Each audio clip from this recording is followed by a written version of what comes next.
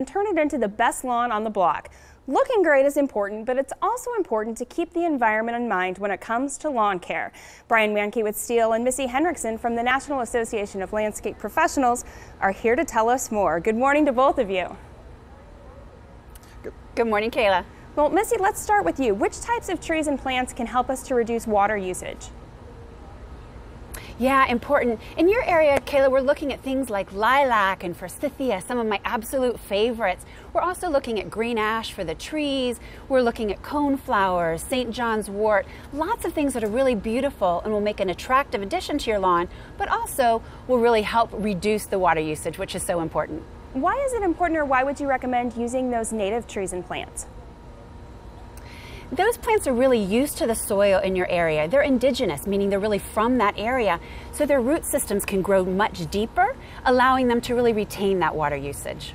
Let's talk about pollinator-friendly gardens. I assume that would mean bees, but how can that help the environment, and how can we create our own?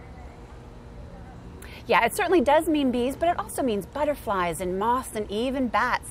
Those types of pollinators are really important for much of our nation's food supply. And we can help them and help our food supply by providing gardens that will be attractive to them. So we can plant things like zinnias and marigolds. Believe it or not, whoops, we got a little jet action going on up here. I hear that. Right now we're near a naval base. Yeah, naval base, our nation's soldiers, military, protecting us, keeping us safe here. So we've also got things like rosemary and basil, lavender, things that we enjoy, but also pollinators do as well. So they'll come looking for those things to get the nectar and the pollen, so we can get outside in our yard, sustainable activity we can do with our children, teaching them about the environment, and it really does help with those pollinators, providing that food supply for them. I love it. We're attracting pollinators, and we're also attracting jets. We're doing a great job this morning. Brian, what choices can homeowners make to lessen their environmental footprint?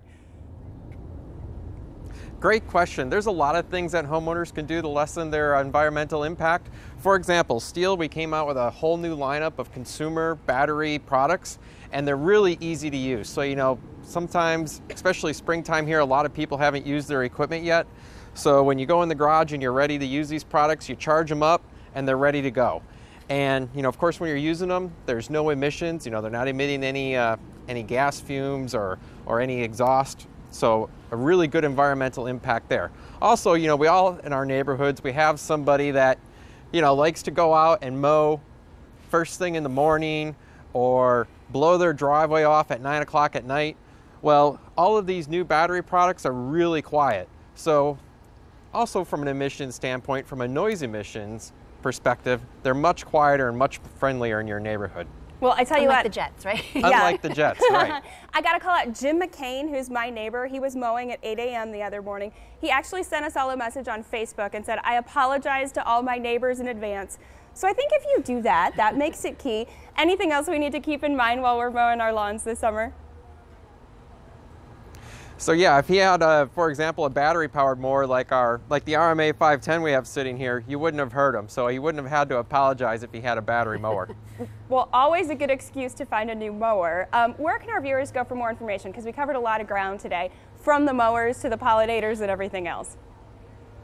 Sure, a lot of information to remember. So if you need a refresher, we've got information. You can also find a professional in your area at loveyourlandscape.org. All right, a pleasant morning to both of you, and wave to the next jet that passes over for me, okay? We will. All right, Thank Mike. you. You bet. Mike, we'll send it over to you.